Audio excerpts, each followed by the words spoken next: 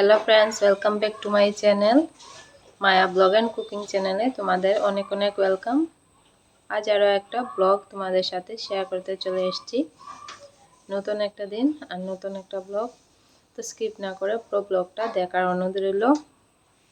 উঠে গেছি কিন্তু অনেক সকালেই ঘুম থেকে উঠে অনেকটাই কাজ আমার করা হয়ে গেছে।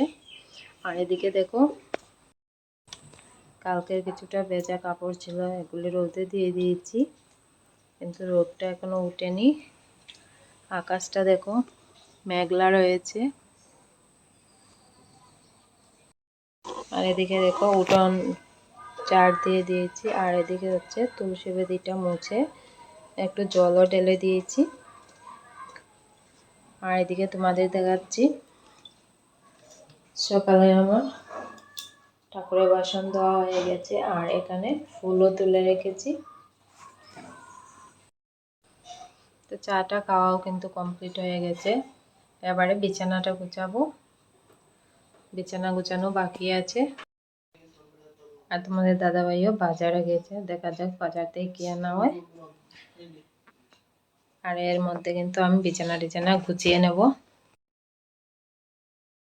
সকালে দেখো ঘুম থেকে উঠে রুটিন করে কিন্তু সংসারের সমস্ত কাজ করে নিতে হয়, একটার পর একটা কিন্তু কাজ করেই নিতে হয়। সকালবেলা থেকেই শুরু হয় আর রাত পর্যন্ত করতেই হয়। তো দেখো এদিকে চাটা খাওয়ার পর কিন্তু আমি বিছানাটা গুছাচ্ছি। আর এদিকে হচ্ছে তোমাদের দাদাভাই গেছে বাজারে। তো আজ বাজার থেকে বেশ কিছু আনবে না, শুধু চিকেনটাই আনবে। তো দেখা যাক কখন আসে বাজার থেকে। আর এদিকে দেখো বিছানাটা গুছিয়ে আমি ঘরটা ঝাড় দিয়ে নিচ্ছি। ঘর ঝাড় দিয়ে সকালের খাবারটা রেডি করে নেব। তো রাতের সবজি করে রেখেছিলাম, আর এখন হচ্ছে রুটিটা বানাবো। তো রুটিটা বানানো আর তোমাদের সাথে শেয়ার করবো না, কারণ দেখো মাথা থেকে কত চুল উঠে যাচ্ছে। আর এদিকে দেখো তোমাদের দাদাভাই কিন্তু বাজার থেকে অনেক আগেই এসে গেছে। আসার পর আমি চিকেনটা ভালো করে ধুয়ে হলুদ লবণ দিয়ে আর কিছুটা পেঁয়াজ কুচি দিয়ে মেখে রেখেছিলাম। আর এখানে দেখো আমি ডুমো ডুমো করে কয়েক টুকরো আলু কেটে নিয়েছি। আর এখানে আদা পেঁয়াজ রসুনের একটা পেস্ট করেছি, আর বড় সাইজের একটা পেঁয়াজ কুচি করে রেখেছি। তো আমি সেদিকে হচ্ছে আমি চিকেনটাই রান্না করব শুধু আজকে। আর এখানে দেখো আলুগুলো ভেজে নিচ্ছি। আলুগুলো আমার ভেজে নেওয়া হয়ে গেছে, এবারে তুলে নিচ্ছি।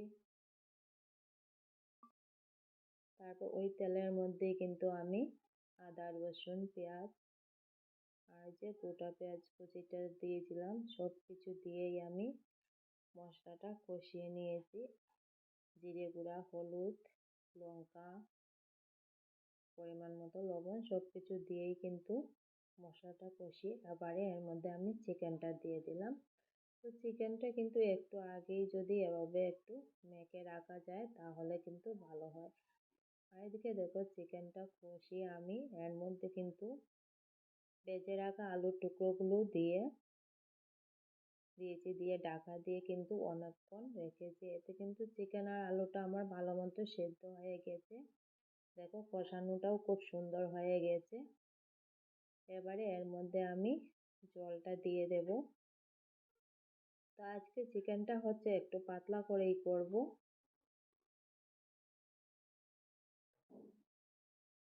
আর এদিকে দেখো চিকেনটা কিন্তু হয়েও গেছে, জালটাও উঠে গেছে।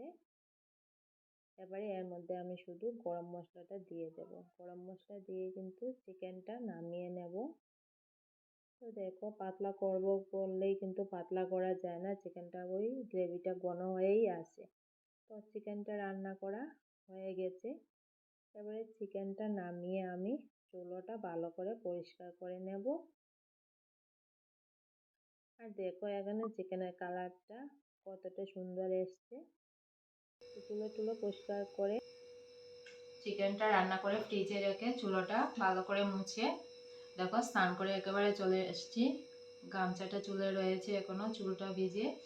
তো এবারে সবজিটা কাটবো, কেটে তারপর নিরামিষটা রান্না করব।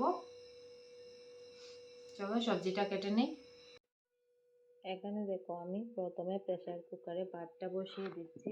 তো চালটা আমি ধুয়ে রেখেছিলাম অনেকক্ষণ আগে। তো চালটা আগে ধুয়ে রাখলে কিন্তু ভাতটা খুব সুন্দর সেদ্ধ হয়, এই জন্য। আর দেখো আমি ভাতটা কিন্তু প্রেসার কুকারেই করি। তো এবারে ভাতটা বসিয়ে দিলাম। বসিয়ে আমি সবজিটা কেটে নেব। আর এদিকে সবজি কাটতে কাটতে কিন্তু আমার ভাতটাও হয়ে যাবে। তো দেখো সবজি কাটতে বসে গেছি। এখানে ঝিঙ্গে কেটে নিচ্ছি, ঝিঙ্গে আলু। ঝিঙ্গে আলু দিয়ে বড়ি দিয়ে করব একটা নিরামিষ তরকারি। তারপর দেখো এখানে কেটে নিচ্ছি কুমড়ো, কুমড়ো ভাজি করে নেব। তো খুব বেশি করব না, অল্প করেই করে নেব। নিরামিষটা তো রোজ দুপুরবেলাই করতে হয়, আমিষটা হয়তো দুপুরবেলা না করলেও হয়, কিন্তু আমার করে নিরামিষ তো করতেই হয়। কুমড়ো কেটে তারপর এখানে দেখো আমি পুঁই শাক কেটে নিচ্ছি। এভাবে সবজিটা আগে কেটে নিলে কিন্তু রান্না করতে অনেকটাই সুবিধা হয়। আমি ভাতটা বসিয়ে রুটিন এভাবেই সবজিটা কেটে নিই। তো দেখো এখানে আমার পুঁই শাকও কাটা হয়ে গিয়েছে।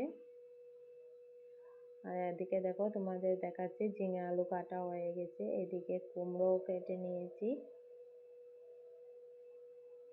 আর এদিকে দেখো পুঁই শাক আর আলু সর্ষে দিয়ে একটা তরকারি করব, কেটে নিলাম।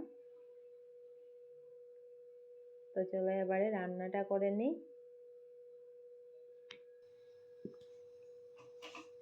এখানে দেখো প্রথমে হচ্ছে আমি বড়িটা ভেজে নিলাম। বড়িটা ভেজে তারপর এদিকে দেখো বসিয়ে দিয়েছি কুমড়ো ভাজি। তো পুরো রান্নাটা কিন্তু তোমাদের সাথে আর আমি শেয়ার করতে পারবো না, এভাবে ক্যামেরা হাতে নিয়ে নিয়ে ভিডিও করে সব কিছু শেয়ার করা অনেক কষ্ট হয়, তোমরাও কিন্তু সেটা জানো। আর এদিকে দেখো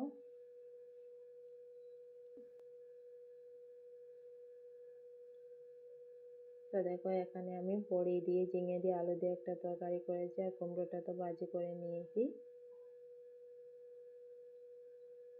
আর নিরামিষ কিন্তু আমি একদম হালকা পাতলা করেই রান্না করি। আর এখানে হচ্ছে পুঁই শাকের চচ্চড়িটাও হয়ে গেছে।